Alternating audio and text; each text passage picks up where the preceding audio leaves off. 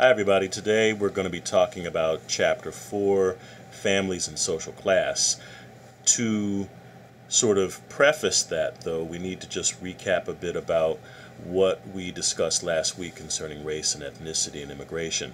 Again, the significance of race as a social construction cannot be, it's hard to underscore that enough, that indeed these categories are inherently social. We've created them, or they, I should say, have been created within societies ultimately to produce social hierarchies and to create systems of power and privilege and social dominance for white folks versus folks of color. And that is the legacy, and that is the current reality that we are in.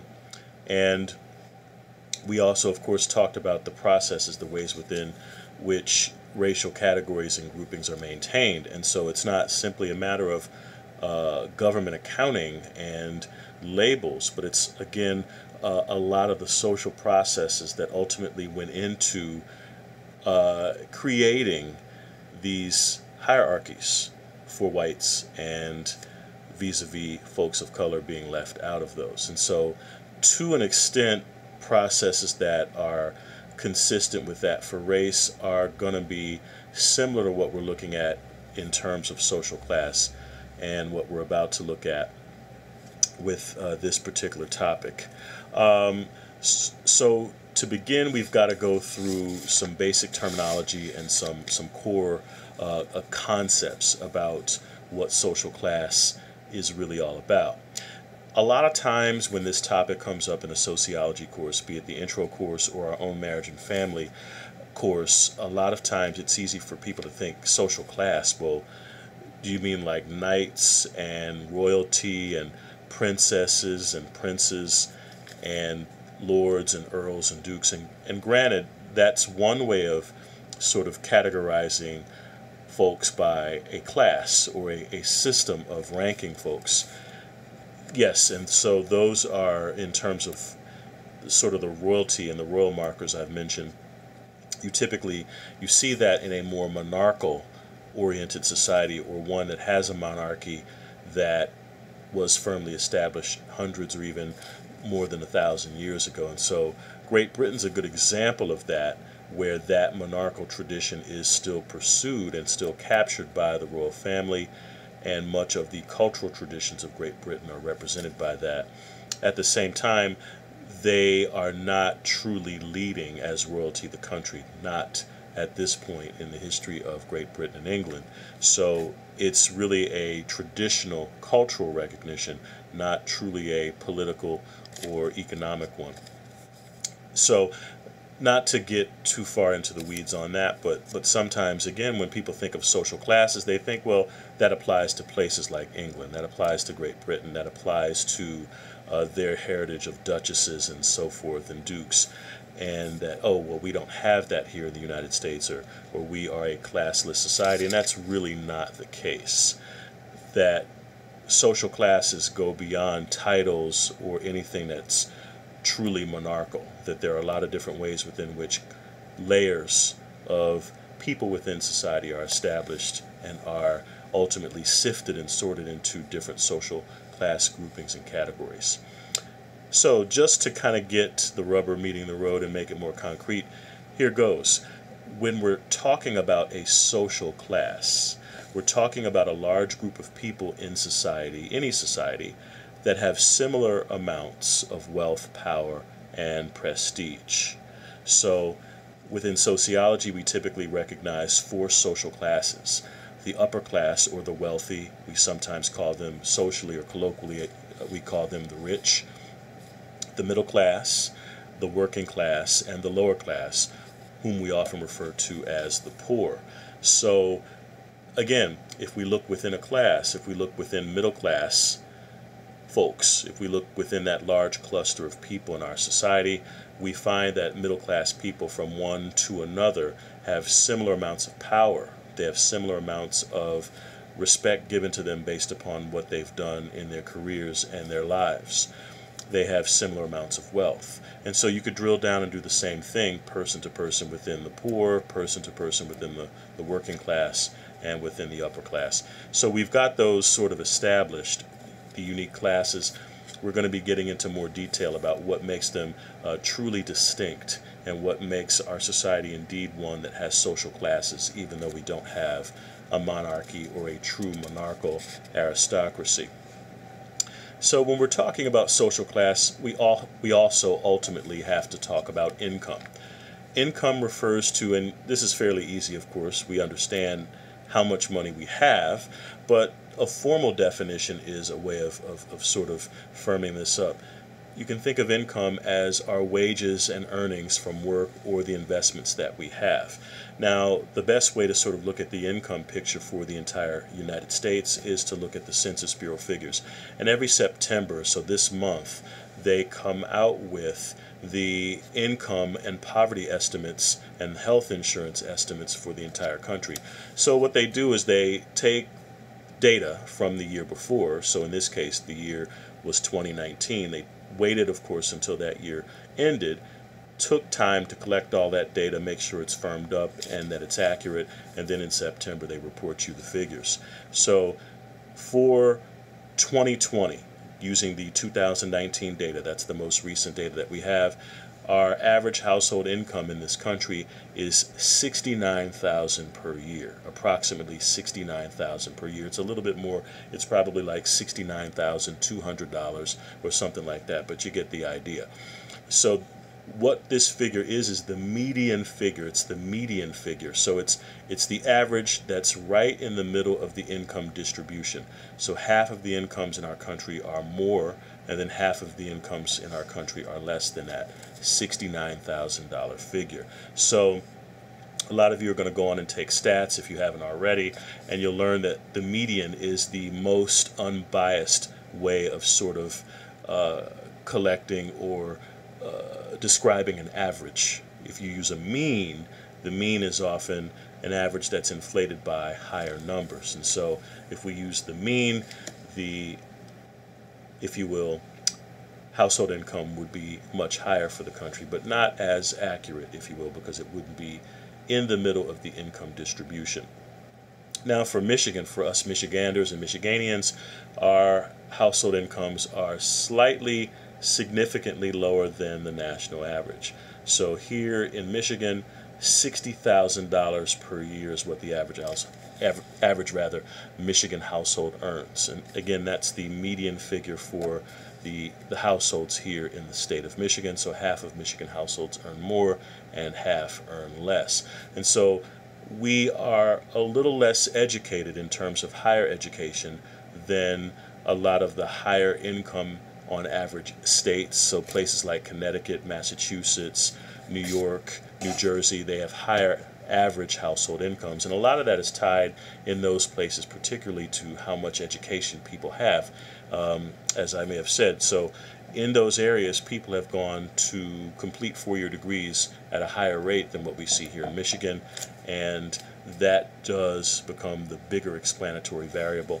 Also, some of the kinds of jobs and industries in those states tend to produce higher incomes, and we don't see as much of that industry here in Michigan, and so you have that combination. But nevertheless, again, generally speaking, in our country, average household income is in the 60,000s, so to speak, regardless of where you live. And again, it will vary. You'll look at, in a lot of respects, you'll find the lower household incomes on average are concentrated in the South, in the southern United States. A lot of that having to do with agriculture. Agricultural economics typically are lower paying economic endeavors, and so historically the South was an agriculturally based region.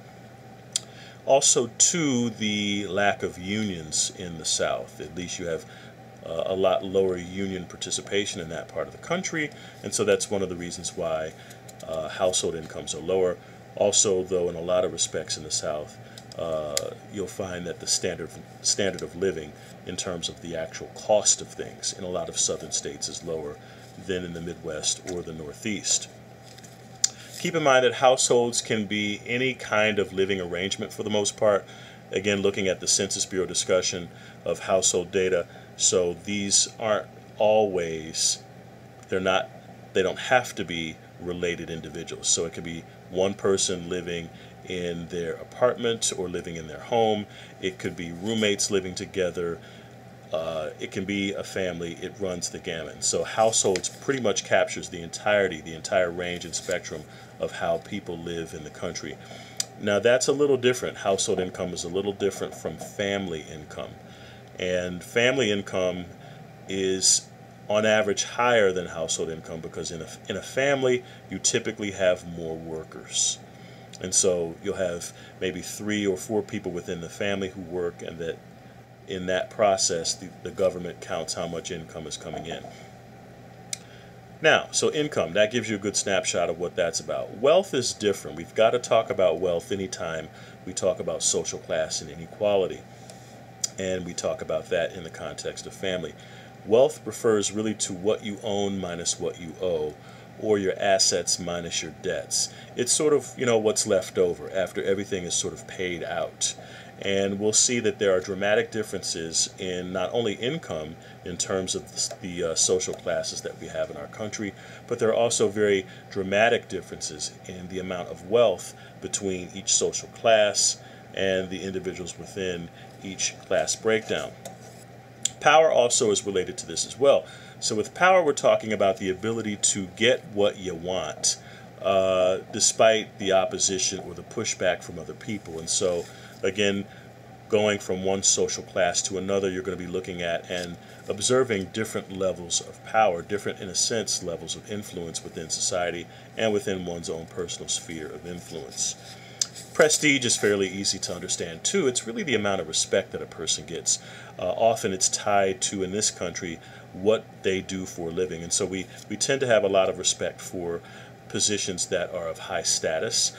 Judges, for instance, typically if we look at prestige and status charts that are developed and analyzed over the years by sociology, overwhelmingly you'll find that judges are at the top or near the top of the rankings, if you will, of positions and individuals consequently in terms of their prestige. Whereas often those who rank lower on prestige scales are typically working in a physically involved, laborious kind of task or position. So someone who works as a bricklayer, that's a good example of a physically involved task. And so that physicality, in a sense, it being a neck down position, renders it of low status. Not to mention, you have to also look at what does it really ultimately take to be deemed this particular position, to get or attain that achieved status. And so obviously a judge has to go through a battery of unique, challenging accomplishments and evaluations of peers and the community to get to that position. And so that rarity, the rarefied aspects of it, make it more prestigious, and consequently work that can be ultimately done by anybody, physical labor, is typically ranked much, much lower and offers much less prestige. Now, all of this stuff, the layering of it, all the layers, the different levels of inequality that we have in our society, the different layers of social classes, if you will, are what we call stratification. So it's a fancy word that sociologists use a lot. You'll find it in other kinds of sciences as well. So within geology, they'll talk about it in geological sciences in terms of the strata, the layers of rock, if you will, in geological formations. So within society, we're looking at the layers of inequality, the layers of social classes, in a sense, the ranking of people from higher to lower levels. And so those layers and levels of people within our society that are ultimately measuring and are basically adding up to some sort of unequal arrangement, we call that stratification, right? So that's a way of sort of looking at some of the building blocks of understanding what social class and social classes are all about, right? Now first, we're going to be talking about unique social classes and their attributes. We'll begin with the upper class. And again, we often think of the upper class as the wealthy or the rich, sometimes colloquially in the language of today, people may call them ballers. So we're looking at folks who have the highest amounts of income and wealth in our society. So they are the top 5% of households in terms of the income that they bring in and the wealth that they have and that they amass and control. Generally, at minimum, the starting point for an upper class household, they start around 200,000 a year, and they go up, of course, to infinity from that. So we're looking at household incomes that are at least 3 times what the average household in this country makes, which we said is just under $70,000 a year. So again, you're looking at the low 200,000s per year with respect to when upper class can be phased in. Now, this does vary to some extent if you're looking at very expensive geographies like Manhattan in New York City, or if you're looking at San Francisco in California. You've got in those areas a larger concentration of millionaires. It's not that everybody who lives there is, but those are places where very wealthy people often cluster. And so because of that, it may take more, in a sense, to get counted as being part of the upper class. So if you live in Manhattan, or if you live in, say, Long Island, or if you live in California, throughout the state of California, you'll find this is often the case. You'll need probably double that $200,000 a year amount. You'll need to be in the 400s or even more to be considered at the beginning stages of the upper class. Now, regardless, most upper class people earn substantially more than that $200,000 a year figure or that $400,000 a year figure. Most of them are multimillionaires and are billionaires increasingly. Another thing that makes them unique is that overwhelmingly their money works for them. And so for upper class folks, overwhelmingly they earn their money in or from activities that are not tied directly to work or a 40-hour work week. So a lot of their money comes from inheritance and investments, so some combination of money that's been passed down, also stocks, bonds, and other kinds of investments. And if you've got enough money, enough initial wealth, so to speak, right, those assets, if you invest them in certain ways, you get lots of income based upon what you've invested and what you've got already. And so it's hard to imagine for a lot of working people that, wow, their money can produce that much income just sitting around and being in the right place. Yeah, they're indeed very lucky and very fortunate that they often do not truly have to work to get the earning that they ultimately get. So wage earning, keep that in mind, that for the upper class, generally wage earning is optional. It's a choice to work, not a necessity, right? Now, when they work, when upper class people work, they're often working as entrepreneurs. They own small businesses. They may be senior executives or chief executives in major corporations. And often, if we think of the wealthy folks that we know the most, they're the top stars in the entertainment industry, top actors and actresses, and top sports professionals, and so forth. So also your top lawyers, your top doctors, your top engineers, and your top college administrators. So your college vice presidents all the way up through the senior chief executive, the president of the college. You're looking typically at people who are phased in or could be counted as members of the upper class. So often they're in charge of people in departments and operations that are staffed by people in a lower class.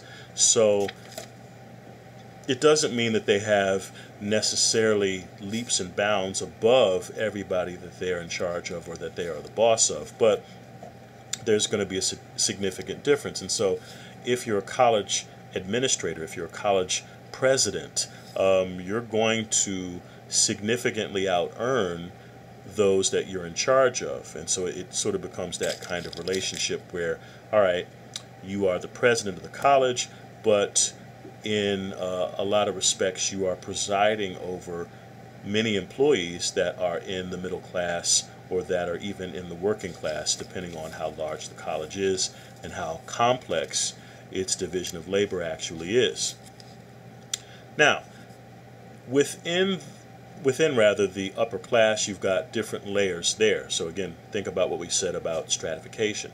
So one layer of the upper class at the very top is the old money.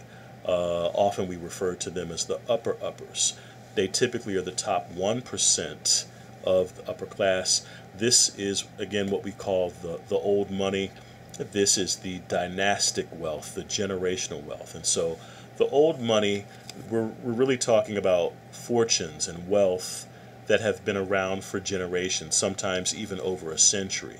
And so the money has largely grown and has come to be known through inheritance. And so the passing down of the money along with the family name, all of those things are sort of enmeshed, and that ultimately is what gives the family its identity and its mystique. So sometimes the old money is referred to as blue bloods because these were people who were so white Anglo-Saxon Protestant that you could see blue blood in their veins just looking at them.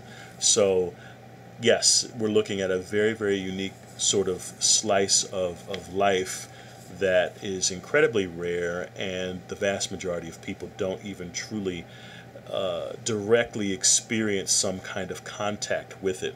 So here in Michigan, a good example of old money would be the Ford family of Ford Motor Company. So again, you're looking there at generational wealth, dynastic wealth that was established well over a century ago. Dow Chemicals of Midland Dow, the Dow family name, is also a good example of old Michigan money, and that company has now merged, ironically, with another old name, an old money family, DuPont. And so I grew up outside of Philadelphia mostly, and the DuPont name was a big name in and around Philadelphia, New Jersey, and Delaware, because that's ultimately where the DuPont family established the chemical company and the operations. And again, those two companies have merged. And when you look at the family background of Dow and the family background of DuPont, in a lot of respects it makes sense in a number of culturally significant ways, in addition to the wealth that these families have ultimately attained and have merged. Two families essentially, at least in business, becoming one. Now, the old money families like the Fords, the Dows, the DuPonts, they are respected more and are listened to ultimately a lot more than the newer forms of money and the newer forms of wealth. So, and overwhelmingly we're looking at old money, if you will, involving white folks, white Anglo-Saxon Protestants, so very upper crust, very, very restricted kinds of experiences have produced this sort of reality. So the best way, the old saying is, the best way to become, if you will, old money is to be born as such. And so that really gives you a good sense of, yeah, for the most part, it is restricted to that circle, right? Now, most of the rich that we know, commonly, if we think about the influential stars, entertainers, athletes, even some politicians, a lot of them, overwhelmingly, those people are the new money. So these are typically the rich people that we know of the most and most readily. And so they earn money, and the money that they have, they earn during working in, or the work done, of course, during their lifetimes. And so if you think about Oprah Winfrey, if you think about LeBron James, if you think about David Beckham, these are people, for instance, who have great wealth, but again, they worked hard for it. Something about them and their abilities was remarkable in such a way that they've been incredibly compensated for it. So the very fact that they had to work for it and that they had to do all of this without things being given to them, ironically means that in a lot of circles they are just not respected as much. Again, if you're looking at wealthy circles, a lot, again, of the old money is respected a lot more, even though some of the newer money folks, so if you think about Bill Gates, if you think about Jeff Bezos, these are newer money kinds of individuals.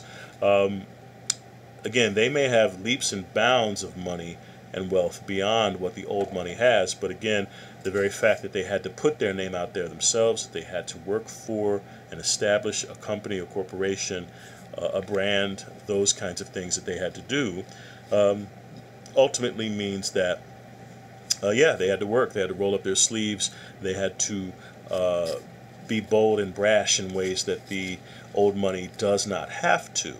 And because of that, because they may ruffle feathers a bit more, they are typically less respected than the old money. Also, you probably can imagine, the newer money is more culturally and socially and racially and ethnically diverse. And so you have a variety of different kinds of individuals from all walks of life, LGBTQIA folks, as well as people of color. You find more women amongst the newer moneyed people and newer moneyed individuals. And so what happens often is that in the future, of course, that new money eventually becomes old money. And so that's what we'll see happen in a lot of respects with the new money, particularly the heirs to the fortunes of the new money. Now, in terms of family and communal life, and so again, we need to emphasize what it means for a marriage and family course. These folks often go to very exclusive, private kinds of experiences and environments. So privacy and exclusivity and the ability to negotiate social distance. And I'm not talking about that in a pandemic sense, but the ability to basically keep others away from you, to separate yourself from people of other classes. That is something that is very unique amongst incredibly wealthy individuals. And so we're often looking at a collection of private social clubs. We're looking at very elite vacation spots that only people like themselves are involved in or around. We're looking at very, very prestigious neighborhoods and parts of town, communities that just aren't talked about that much amongst people who are middle class, working class, or poor. So the ability to appoint themselves lavishly and to take time off, not as a possibility, but as, yeah, of course we go on vacation, of course we go here, of course several times a year we take a break. Those are the kinds of things that the wealthy are able to avail themselves of. And again, often their realities are miles away and worlds apart from everything and everybody else. This top 5% of society controls about 1/4 of its wealth and earns almost half of its income in any given year. So it gives you a good sense of just how much the rich really are indeed different from you and I. All right. Now, if we think about this in terms of social geography, throughout mid-Michigan and southeast Michigan, Metro Detroit, this is where you'll find upper-class wealthy families. So in mid-Michigan, you'll find them concentrated in the southern portions of Genesee County. So areas like Lake Fenton, Atlas Township, and Goodrich, you find have a significant concentration of upper-class families. In Metro Detroit, you'll find the wealthy throughout Oakland County, northern Macomb County in particular, so places like Macomb Township, as well as eastern Wayne County, the Grosse Pointes in particular, and the Ann Arbor area in Washtenaw County. All right, so that's the upper class, the wealthy. Now the middle class is roughly 40 to 45% of the U.S. population. Generally, it's thought to be America's largest social class. There is still some debate about that, where the actual breakdowns are and aren't that kind of thing, but nevertheless, generally, a lot of folks see that as the largest class and as the one that really supports the economy. And so the economist Robert Reich of the great movie Inequality for All talks about how influential the middle class is, that it's really the middle class that spins. It's the middle class that ultimately is the big boat that keeps society going, because it has the need to appreciate services and to get things done that are necessities for middle class households. And so wealthy folks don't spend very much money in spite of the fact that they have so much.